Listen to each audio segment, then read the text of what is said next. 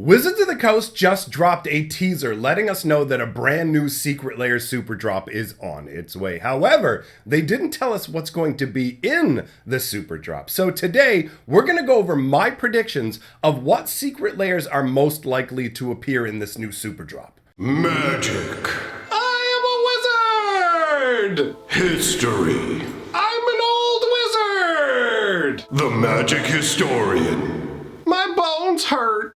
Greetings, owners of fine luxury cardboard rectangles. My friends, I hope the day finds you well because we have gathered for some Secret Lair speculation. As I said, Wizards of the Coast dropped a teaser. In fact, let's get that on the screen right now so you can see the image. Now, this image was initially put up on the actual site you go to order Secret Lairs, and you can see it's got that spooky Halloween vibe where you've got the little clawed hand reaching out, coming soon, and you have the spider webs in the back, but the spider webs have kind of a weird vibe to them too with the angular choices. But either way, this was the hint that we got that we are going back to Secret Lair Super Drop Town. Now, it is logical to assume that it's going to be a super drop because Wizards of the Coast specifically stated that the super drop model is how they want to do things going forward. We will still get some Secret Lairs that are done individually, but the majority of Secret Lairs will be done in super drops, and the reason for that is they found that more people buy them and Secret Lairs do better sales-wise overall if they release them in this drop style fashion. So I have a list of the different Secret Lairs that we will probably see. Some of these may not show up in the Secret Lair, like Super Drop. Some of them may be showing up individually. But anyhow, let's go over the list that I have. So first of all, I've got Tokyo World Tour. If you remember, I did a video talking about this already, where we've got like one or two of the images from it. And the idea behind the Tokyo World Tour is to have different real world locations on Earth depicted in magic artwork, but in different languages. So if you had a particular place that was located in Japan, then you would have that card also be in the Japanese language. And so they picked 5 or 6 different locations. I'm not 100% sure on how many lands are supposed to be included, but 5 or 6 different locations, and they are real world depictions. So for me, that kind of a Secret Lair is, I prefer to have Magic the Gathering be divorced from the real world of Earth overall, but Secret Lairs are where you can go and experiment and do like more out there things. So the Secret Lair seems like the perfect place for the Tokyo World Tour. So that is the number one on my list. The next one is Stranger Things. I mean, we've been waiting for the Stranger Things Secret Lair for a while. It's crazy how with some Secret Lairs, you get noticed like a week or a day beforehand, and some Secret Lairs get trumpeted to the heavens like months and months in advance. In fact, one of the Secret Lairs we're going to talk about today, we were given hints about it back in 2020, so it's been like a full year before we've really got to see it. But anyways, speaking specifically about the Stranger Things Secret Lair, it seems like a good time to be releasing it. It does fit in to the Halloween vibe that we're looking at. Obviously, when you look at the teaser image, they've got that Halloween kind of theme. So Stranger Thing with the Mind Flayer concepts and stuff like that, and crazy psychic powers and obliteration, all that stuff really does kind of feel like it fits pretty well into the Halloween theme. Not everything in a super bundle has to feel like it's mechanically connected. So I expect to see some Secret Lairs that hit on the Halloween theme, and some that just happen to be lumped in there because now that Wizards of the Coast does them on a super drop schedule every couple of months, that means that some of these aren't going to be released at the optimal time tied into particular events. But this drop will happen around the time of Halloween, so even though you won't get the cards until sometime next year, they're going to be hitting that Halloween theme, and Stranger Things does fit into that. And another one that fits in quite well is the Read the Fine Print Secret Lair. This is actually the Secret Lair that we have been given hints about forever, since the beginning, almost the beginning of 2020, it feels like. So the Read the Fine Print Secret Lair is pretty much guaranteed to be the Liliana Contract secret lair. So if you're not familiar with it, there's a card called Liliana's Contract where it actually represents her forming a contract with 4 demons. The story behind it is that Liliana is a really old school planeswalker, so she's pre-mending. When the mending happened, all the planeswalkers that were essentially like immortal beings and stuff like that, they lost a considerable amount of their power, including their immortality. They may have extended lifespans, but they're no longer immortal and have a fraction of the power they did before, but are still incredibly powerful beings.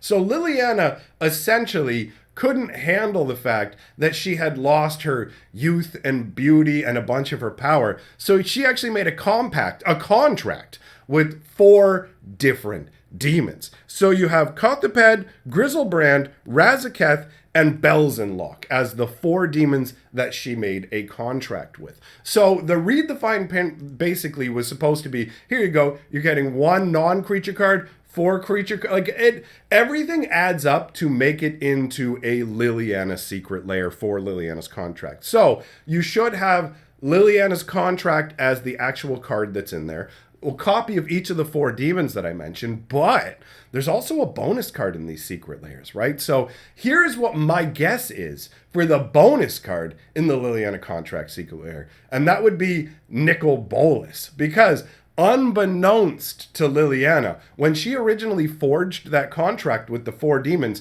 to gain power and vitality in exchange, I mean, they all had a claim on her soul, right? What she didn't know was that contract was essentially underwritten by Nicol Bolas. So he created the contract and placed a stipulation in it that if all 4 demons ever ended up getting destroyed, that the contract would basically default to Nicol Bolas, and Liliana would still be under the terms of the contract, but now with Nicol Bolas. So Nicol Bolas feels like a really obvious choice for the bonus card that would be included in this secret lair. Which Nicol Bolas? I don't know exactly which one they would pick from when he actually, got in on that contract with Liliana, but I think that is the perfect fit thematically for the secret lair, and a nice bonus secret card people could actually get excited about, because you got to admit that in recent times, the secret lairs that just have basic lands in them as the bonus cards have felt pretty underwhelming. So out of all the secret lairs for this upcoming super drop, I feel that Read the Fine Print is the most likely one to be guaranteed to be a part of this, because we were told we'd be getting that secret lair this year. We're already in October. The super drop announcement is maybe going to leave room for a super drop announcement in December, but I feel like Wizards might be trying to market a bunch of other products around then. I'm suspecting there's going to be some stuff we're not expecting to see that's just going to pop up at the last minute. Could be wrong about that. So I expect to not have another super drop at the end of the year. Maybe 1 or 2 secret lairs announced as an add-on, but ultimately I feel like this is the only place where Read the Fine Print can really fit this year, especially when you tie in the fact that they're going for that Halloween theme, right? So after that, we've got a Innistrad themed secret lair, possibly 2 because of Crimson Vow. They might try and cram them into 1. I don't know. As far as I understand it, Innistrad was originally going to be 1 set and they broke it into 2. So the secret lair they designed to go with it may or may not have been broken into 2. They may just do 1 that goes, here's a werewolf, here's a zombie, here's a vampire, here's a geist. All the flavors of Innistrad, right? And then as the bonus card, maybe make like a human or Avacyn or what. Like they've got a lot of options because they can pull from older Innistrad and newer Innistrad. Sometimes when they do the set aligned secret lairs, they pull stuff from the set itself, and sometimes they go further back, right? Like if you look at the Zendikar, when they did Zendikar Rising at the beginning, or no, sorry, during like last September or whatever, the secret lair that they aligned with that all had land, like it had the landfall theme basically from the previous Zendikar. So they basically took previous Zendikar cards and did them in the showcase style of current Zendikar. So I'm guessing it's most likely going to be that, where they're going to take cards from previous Innistrad and do them in the more Harvest Festival frame style. So I expect to see at least 1 Innistrad secret lair, because the secret lairs that are themed to go along with standard releases seem to be an ongoing thing. But bear in mind, They may do two. Maybe they'll do a werewolf one and a vampire themed one to capitalize on Innistrad. And then that kind of ties into the next thing I expect to see in the Secret Lair, which is specifically a Halloween-themed Secret Lair. Now, yes, Innistrad does fit the bill because we have a number of, like, pumpkin cards. I have to say, this Innistrad Midnight Hunt really feels Halloween-y to me. I love all the jack-o'-lantern candle guide stuff they have going on. It really does feel Halloween-y. So they could just do that where they take older Innistrad cards and give them the Halloween-y spin instead. Maybe they combine it. Maybe they give them the special frames and give them the Halloween-y spin. Or they could go back over previous, like basically all of Magic's history and pick some really spooky cards that already exist and reprint them in a Halloween Secret Lair, or they could literally reach out to anything and reconcept them as Halloween themed. So the Halloween themed Secret Lair concept has a wide reach in terms of what they can choose from. So I don't know, man. I'm not sure if the Innistrad and Halloween will be mashed together, but that's the kind of vibe that I'm picking up here. That is my prediction. Now, I bet you there's going to be at least one or two Secret Lairs in there that absolutely nobody could predict, all right? One of the other things that I'm expecting to see is a Rebecca Guay Artist Series Secret Lair, because this was already discussed. We know we have a bunch of Artist Series Secret Lairs coming, and I know a bunch of them are slated for 2022, but I'm not 100% sure whether the Rebecca Guay one has been like stated this is going to be a 2022 release, or if it's just we're doing this at some point and now we're reaching the situation where it may come along. So that may or may not be in there. That one I'm more tenuous about. And the next one I'm going to talk about, I am tenuous about where it's going to be, but not that it's going to exist, right? Not that I'm worried the Rebecca Guay one isn't going to exist either since they announced it. But anyhow,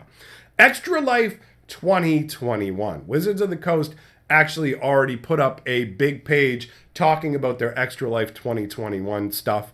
It hasn't listed what's going to be in the Secret Lair, but it did say stay tuned for Secret Lair details. So there is the theoretical possibility that this could be part of the Super Drop, or it could be something separate. Because when it comes to the Extra Life, it is a different beast than the other Secret Lairs. And I have to say, I'm actually a big fan of the Extra Life concept, because what they do with it is they try and raise money in a bunch of different ways for a children's hospital. And actually, in my past, I have done fundraising for children's hospitals and other organizations as well, but specifically for children's hospitals. Because I got to admit, I may be just an old crank who's full of misery most of the time, but when it comes to thinking about sick kids, it makes my heart hurt a little, but it also makes me feel good to think that there are people out there working to try and fundraise them. So yes, I mean, I fully acknowledge that Wizards of the Coast is a corporation, and this charity stuff is really done to give them a tax break, but at the same time have to respect that they're choosing a charity that helps children. So if it's like, all right, we're giving our money to charity to help the kids, and it kind of reduces our tax load, it's kind of difficult to get angry about that. So the Extra Life Secret Lair may or may not be part of it. I feel like they may keep it separate because it really boils down to like keeping track of things for tax purposes and whatever for the charitable donations. So I think that the Extra Life 2020 one is going to be separate, but I figured if I didn't bring it up as a possibility, then there would be a bunch of comments from people saying, bro, what about Extra Life? You know they're going to do an Extra Life Secret Lair. I do genuinely believe that's going to be fragmented off. Now, other than that, I'm expecting there's going to be one or two like out of left field Secret Lairs. I expect most likely we're seeing a trend where Wizards of the Coast keeps making new basic land Secret Lairs, and that's probably because there's an infinite variation of basic lands you can make. They don't have much secondary market value, so Wizards of the Coast doesn't have to worry about kind of like cannibalizing the secondary market by reselling these singles, right? So to me, the other thing that I'm expecting is to see some variation of basic land Secret Lair that has a different hook if the Tokyo World Tour thing comes out, I could see them actually going with another concept where it's like, okay, maybe people aren't going to like the World Tour, or I guess the World Tour could be the only land one. I don't know. I just have this gut feeling that there's going to be something even crazier, or it's possible that they abandoned the Tokyo World Tour concept and decided to go with a different one. But I fully expect there to be at least one purely focused on basic land secret lair. Anyhow, that's my speculation. Let me know what you think about those ideas and your own thoughts in the comments below. Big thank you to all of my patrons, and I will see you, my friends, in the next video.